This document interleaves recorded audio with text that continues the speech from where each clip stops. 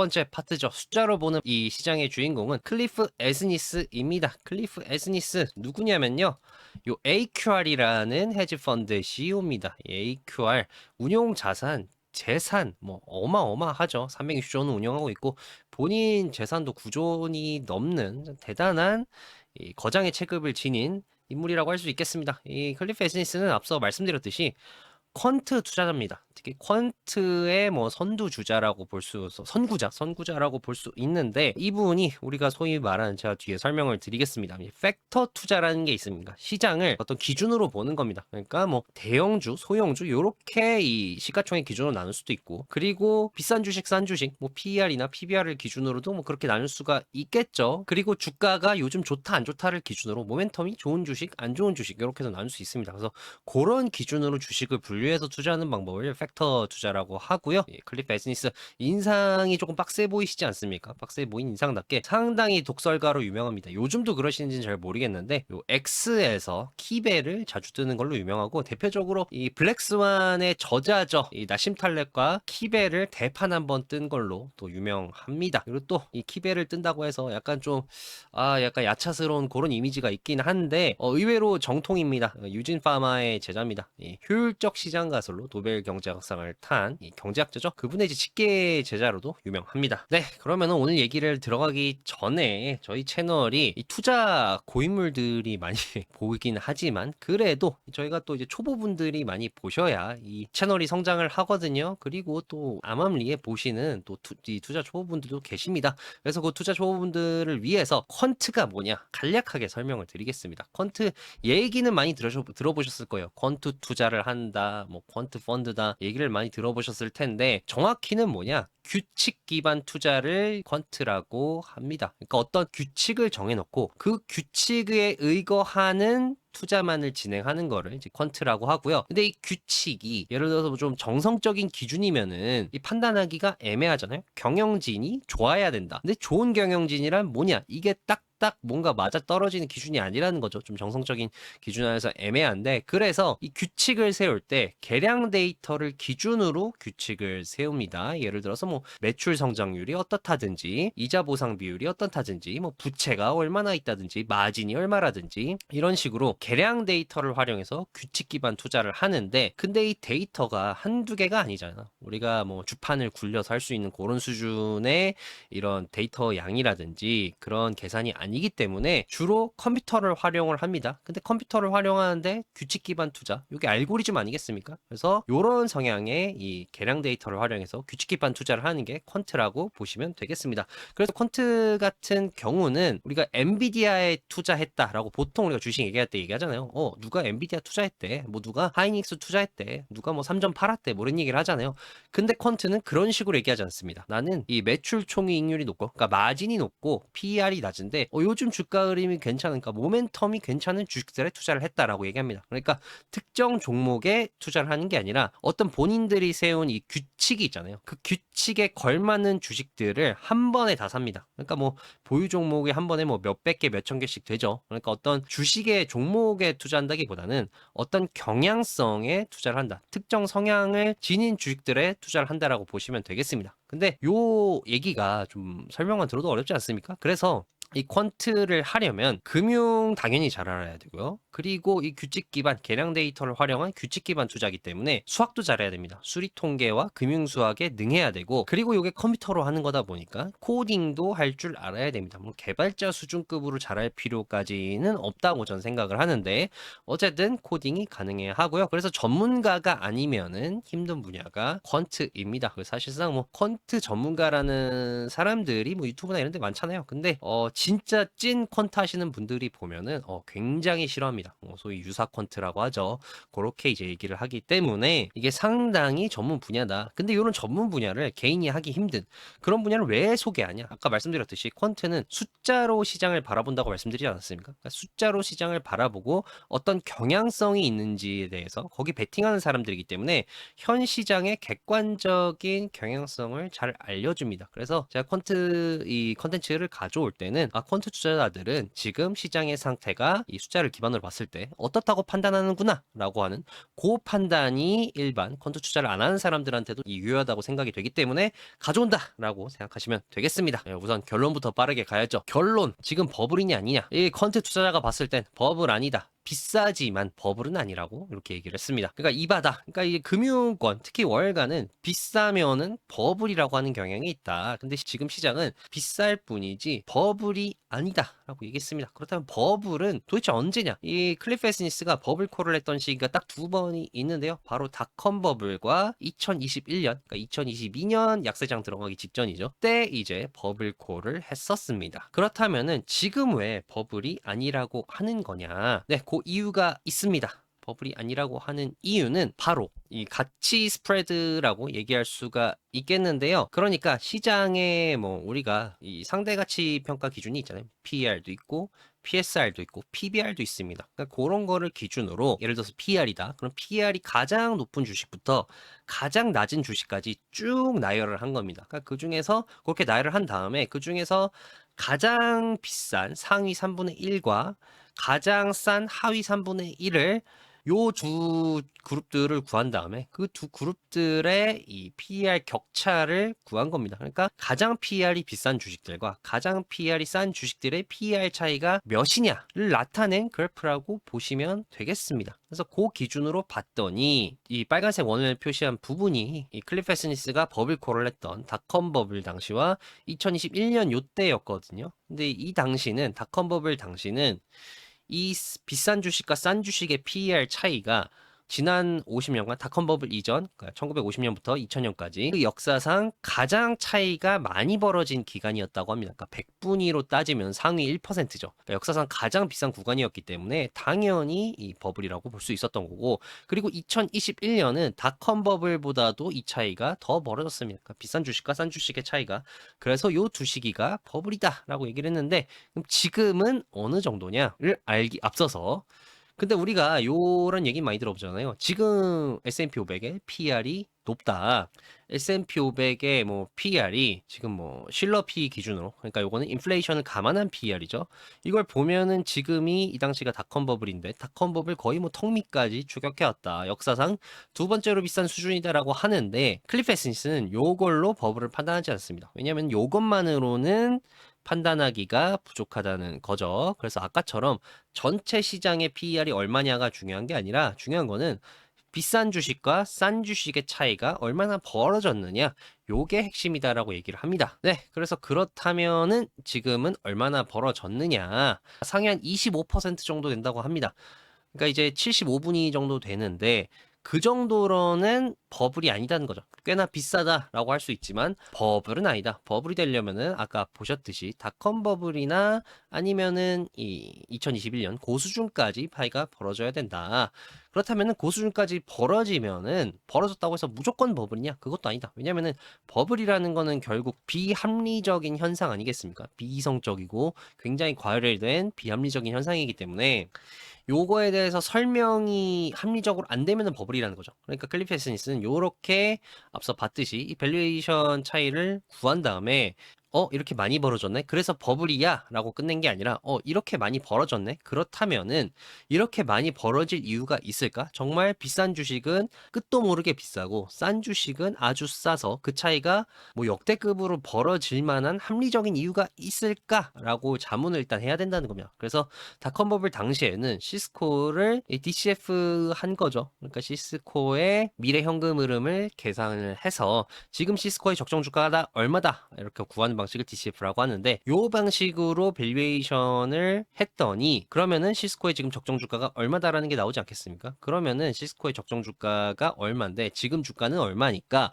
그렇다면은 지금 주가가 되려면은 앞으로 시스코가 얼마나 더 실적이 성장해야겠구나, 얼마나 더 현금 흐름이 증가해야겠구나를 알 수 있겠죠. 근데 그게 뭐 앞으로 현금 흐름이 단기간 내에 뭐 10배, 20배 올라야 된다라고 하면은 이거는 불가능하잖아요. 그렇다는 것은 불가능한 가정을 지금 주식이 하고 있다는 거기 때문에 합리적인 이유로 설명이 안 된다. 요거는 버블이다라고 이렇게 판단한다고 합니다. 네, 그래서 앞서 말씀드렸듯이 버블은 아니지만 이제 비싼 것은 맞다. 근데 그렇다고 해서 또 안전하다는 것은 아니다. 맘 놓고 있을 그런 식은 아니다라고 얘기를 했는데 클리프 에스니스의 모델에 빠진 게 있습니다. 바로 요 IPO거든요. IPO가 과열 양상이 나타나기 요 시작을 하면은 이 버블이다라는 얘기가 있지 않습니까? 근데 이 클리프 에스니스는 요게 없었죠. 근데 지금 IPO 추이가 어떻게 되냐면요. 요거는 2000년 1분기부터 2026년 1분기까지 분기별 IPO 추이를 나타낸 겁니다. 그러니까 IPO 건수는 요 남색으로 표시되어 있고요. IPO 액수는 그 규모는 노란색으로 표시되어 있는데 최근 이 21년이 정점이었죠. 21년을 통으로 보면은 IPO 총 규모가 3천억 달러였습니다. 근데 지금은 스페이스X 하나로도 그 기록을 가뿐히 뛰어넘었죠. 그래서 IPO만 보면은 지금 확실히 버블이다라고 볼 수 있는데 근데 클리프 에스니스는 스페이스X 한 건 때문에 엄청나게 뛰었지만 지금 그 전까지 2021년 이후로 IPO 시장이 워낙 죽어있던 요 추세는 좀 감안을 해야 된다. 그래서 요 IPO 하나만으로 지금 버블이라고 하긴 힘들다. 하지만 지금 스페이스X도 그렇고 그 뒤에 뭐 엔트로픽이나 오픈 AI도 어쨌든 상장 대기 중이잖아요. 그래서 그런 것들을 보면은 과열 양상이 나타나기 시작한 것은 맞다라고 얘기를 했습니다. 그리고 그 외에 뭐 본인한테 걸리는 정성적인 요인들도 있다. 아까 이제 이 밸류에이션 스프레드는 정량적인 요인들이었다면은 정성적인 판단 기준으로는 제로데이 옵션이 유행을 합니다. 그러니까 제로데이 옵션이라는 거는 옵션이 만기가 있잖아요. 근데 제로데이 옵션은 만기가 당일입니다. 그러니까 내가 사자마자 만기가 당일입니다. 사자마자 만기가 당일인 옵션을 도대체 왜 사는 거고 이게 왜 유행하는 거냐? 그러니까 예를 들어서 뭐 오늘 CPI 발표일이다. 그렇다면 CPI 발표에 따라서 예상치보다 높게 나오냐 낮게 나오냐 요거에 따라서 주가가 팍 뛰거나 팍 떨어지지 않겠습니까? 그래서 그거를 노리고 베팅을 하는 거예요. 그래서 그런 식으로 당일에 큰 움직임에 베팅하는 방식인데 사실 뭐 CPI가 어떻게 나올지 뭐 모델링을 하거나 하지만 도대체 어떻게 알겠습니까? 고용 지표나 이런 것도 사후에 지금 수정폭이 엄청나게 크게 되는 마당에 어떻게 내가 정확한 CPI가 어떻게 나오고 정확한 고용 지표가 어떻게 나올지 어떻게 알겠습니까? 그래서 요거는 사실상 홀짝 같은 거거든요. 그래서 그런 게 이런 홀짝 같은 투자가 유행한다는 거는 과열이라는 양상을 보여주는 거죠. 그리고 또 MSTR이죠. 마이크로 스트래티지가 MNAV라는 지표가 있습니다. 이게 뭐냐면은 마이크로 스트래티지의 이 기업 가치와 마이크로 스트래티지가 보유한 비트코인의 가치를 비교를 한 겁니다. 근데 마이크로 스트래티지의 기업 가치가 자사가 보유한 비트코인의 3배를 돌파를 했었습니다. 뭐 요런 비유를 하면 상당히 싫어하십니다만 마이크로 스트래티지를 부정적으로 보시는 분들은 아니 3만 원이 들어있는 이 지갑을 내가 왜 9만 원 주고 사냐 라고 얘기를 합니다. 그러니까 3만 원이 들어있는 지갑은 지갑같이 빼고 그냥 3만 원인데 왜 내가 그걸 9만 원 주고 사야 된다는 거죠. 그 지갑이 무슨 비싼 명품 지갑도 아닌데. 그런데 이 3만 원이 든 지갑이 9만 원을 넘어서 10만 원까지 갔다는 거는 역시나 과열 양상이라는 거고 그리고 본인이 이 인간 지표라고 하죠. 이 시장의 이 변곡점을 알려주는 그 인간 지표 중에 하나가 본인 조카라고 합니다. 그러니까 본인 조카 핸드폰을 딱 보니까 그 미국의 그 유명한 주식 투자 주식 거래 앱이죠. 로빈후드 깔려 있고 그리고 팬듀얼이라고 뭐 스포츠 토토라고 보시면 됩니다. 팬듀얼도 같이 깔려 있는 거를 봤다고 합니다. 근데 내가 딱 이 조카를 아는데 이 조카가 팬듀얼과 주식 거래 앱이 같이 깔려 있다. 그러니까 스포츠 토토와 영웅문이 같이 깔려 있다는 거는 얘는 내가 봤을 때 주식과 도박의 차이를 구분을 못 하는 애인데 그러니까 도박이나 주식이나 똑같이 그러니까 주식도 도박처럼 하는 애인데 그 애가 이렇게 주식에 열광한다? 이거는 조금 위험한데?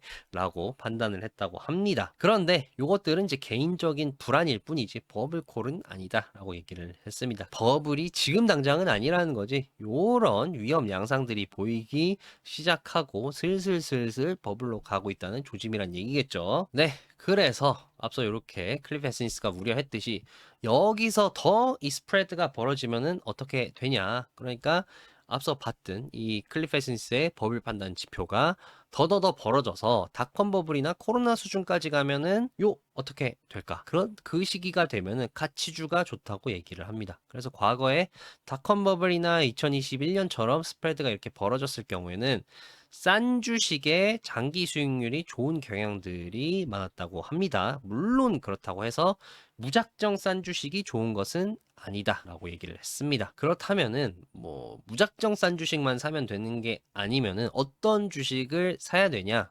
밸류뿐만이 아니라 퀄리티도 봐야 된다고 얘기를 합니다. 이게 좀 재밌는 게 예전에 퀀트는 밸류와 모멘텀만 봤다. 그러니까 이 주식이 싼 주식인지 비싼 주식인지 주가가 지금 잘 나가고 있는지 안 나가고 있는지만 봤다는 거죠. 그래서 거칠게 말해서 PER이 낮고 요즘 주가가 뭐 3개월 동안 계속 쭉 오른 그런 주식들만 이렇게 스크리닝해서 투자를 했는데, 그런데 퀀트가 또 계속 발전하지 않았습니까? 이 퀀트가 발전하면 발전할수록 다양한 팩터들을 보기 시작했다는 거죠. 그러니까 밸류나 모멘텀만 아니라 퀄리티 같이. 그러니까 그럼 뭐 이 주식이 단순히 싼 주식이 아니라 재무제표가 건강한지, 마진은 높은지, 매출은 계속해서 성장하는지, 현금 흐름은 잘 창출을 하는지, 이런 것들도 보고, 그리고 또 리스크를 볼 때도 예전에는 그냥 요 변동성만 좀 봤는데 그 외에도 이 회사가 지금 이게 변동성이 큰지, 그러니까 실적 발표를 하면은 한 분기는 실적이 잘 나왔다가 다음 분기는 안 나왔다가 이렇게 변동성이 큰지, 아니면은 웬만하게 꾸준히 계속해서 잘 우상향을 하는지, 그리고 또 이 회사의 재무제표를 봤을 때 부채 비율이 높은지 낮은지, 뭐 이런 식으로 여러 가지 지표를 보면서 고려를 하기 시작했다는 거죠. 그리고 최근 또 AI 시대가 오니까 요 AI를 활용해서 대안 데이터들도 보기 시작을 합니다. 그러니까 뭐 뉴스 센티멘트는 예전부터 몇 년 전부터 했던 거고, 그 외에 뭐 AI를 활용해서 실적 발표 데이터를 투자에 판단할 수 있는 신호로 바꿔준다든지 뭐 요런 식으로 지금 퀀트가 발전을 했다. 근데 재밌는 거는 요렇게 발전을 하니까 오히려 버핏의 투자를 닮아가더라라고 얘기를 합니다. 그래서 버핏의 투자가 뭔지 이 얘기하기 전에, 버핏의 투자가 어떤 투자냐, 버핏이 이런 말을 하지 않았습니까? 훌륭한 회사를 적정한 가격에 사는 게 평범한 회사를 그냥 싼 가격에 사는 것보다 훨씬 낫다. 그러니까 이 버핏을 본인이 한번 분석을 해봤더니 버핏의 투자를 팩터로 보니까 가치는 20%다. 그러니까 버핏의 투자 판단에 있어서 싼 주식, 뭐 PER이 낮다거나 아니면은 뭐 DCF를 했는데 적정 주가가 지금보다 낮다거나 이 싼 가치는 20%밖에 차지하지 못했고, 나머지는 수익성과 낮은 리스크가 차지했다. 그러니까 버핏은 가치는 20%밖에 안 보고 나머지 80%는 이 기업이 마진이 높고 이익이 계속 성장하는지, 그리고 이 기업의 리스크가 낮은지, 요거를 굉장히 주로 봤다는 거죠. 그러니까 기업의 이 질, 퀄리티를 오히려 훨씬 더 많이 봤다는 겁니다. 그런데 버핏의 이런 투자가 바로 좋은 기업을 적당한 가격에 사는 것이 훨씬 더 좋다는 거 아니겠습니까? 그러니까 적당한 가격, 가치나 20% 정도 보고 수익성이 좋고 리스크가 낮은 좋은 기업을 산다. 근데 요즘 퀀트는 단순히 싸다고만 사는 게 아니라 퀄리티도 보고 가치도 보고 요즘 주가 흐름이 모멘텀까지 한꺼번에 다 보는 게 요즘의 대세다. 그러니까 퀀트가 발전하다 보니까 오히려 버핏의 투자를 닮았다는 거죠. 그러니까 역시나 이 버핏을 또 찬양하지 않을 수가 없습니다. 네, 그래서 뭐 여기까지 이렇게 퀀트 얘기를 했는데, 뭐 앞서 이제 퀀트 투자자의 입장에서 지금 시장이 버블인지 아닌지 뭐 이런 것도 보고 뭐 어떤 식으로 또 투자하는 게 좋은지까지 봤는데, 그렇다면은 앞서 말씀드렸듯이 개인은 퀀트를 하기가 힘들지 않습니까? 이 퀀트를 흉내낼 수는 있습니다만 정말 엄밀한 방식의 퀀트의 범주에 드는 그런 퀀트 투자는 하기가 굉장히 힘듭니다. 그래도 이걸 활용할 수 있는 방식이 있는데 기초적인 스크리닝 툴로 활용을 하는 겁니다. 앞서 봤듯이 밸류 팩터도 있고 모멘텀 팩터도 있고 그리고 퀄리티도 있고 뭐 리스크도 있잖아요. 그래서 그런 식으로 한번 고르는 거죠. 예를 들어서 나는 가치가 싸고 저평가돼 있는데 지금 뭐 매출이 계속해서 성장하고 마진이 상당히 좋은, 그리고 최근 주가도 흐름도 나쁘지 않은 그런 주식들을 한번 보고 싶다고 해서 그 조건을 걸고 쭉 스크리닝 하는 겁니다. 그렇다면은 그 기준들이 나오거든요. 뭐 예를 들어서 뭐 핀비즈 같은 사이트 들어가서 뭐 매출 성장률 뭐 연 20% 이상, 뭐 PER 뭐 15 이하, 그리고 뭐 매출 총이익률이 뭐 50% 이상, 뭐 지난 3개월간 뭐 주가 상승률이 몇 퍼센트 이상, 요렇게 딱 정의를 해서 클릭을 딱 하면 그 기준에 맞는 주식들이 쭉 나옵니다. 그렇다면은 그 주식들을 바로 투자하는 게 아닙니다. 요렇게 투자하는 거를 우리는 유사 퀀트라고 부르고요. 그렇게 투자하는 게 아니라 고렇게 나온 주식들을 대상으로 내가 이제 하나씩 파고드는 겁니다. 그런 주식들, 이런 기준에 맞는 주식들을 중에서 어떤 내가 투자할 만한 좋은 주식이 있는지 이런 식으로 하나씩 파고드는 게 개인이 활용하는 방식이고, 이 방식의 장점은 수익률이 상당히 높다는 데 있습니다. 그래서 퀀트 같은 경우는 뭐 파생을 쓰지 않고 이런 식으로 그냥 일관적으로 팩터로 투자해서, 예를 들어서 뭐 저평가에 퀄리티도 좋고 리스크도 낮고 모멘텀도 괜찮고 그런 주식을 딱 걸어서 막 한 1000종목 정도 걸렸다. 그래서 1000종목에 그렇게 투자한다고 하면은 그 방식만으로의 수익률이 뭐 100%, 200% 요거는 불가능합니다. 왜냐하면 시장의 특정 경향성에 거는 거기 때문에 그렇게 수익률이 높게 나오진 않고요. 다만 이제 하방이 좀 제한됐다는 장점은 있겠죠. 그런데 개인이 이런 방식을 해서 활용할 경우에는 한 종목, 뭐 두 종목, 세 종목을 가려서 거기서 몰빵 투자를 하기 때문에 수익률의 상방이 일반 퀀트보다는 높습니다. 물론 하방도 뚫려 있지만. 그래서 그런 장점이 있고, 그렇기 때문에 개인은 이제 퀀트를 그런 방식으로 활용할 수 있다라고 볼 수 있겠습니다. 여기까지가 이제 이 AQR의 얘기였고, 네, 질의응답하고 넘어가겠습니다.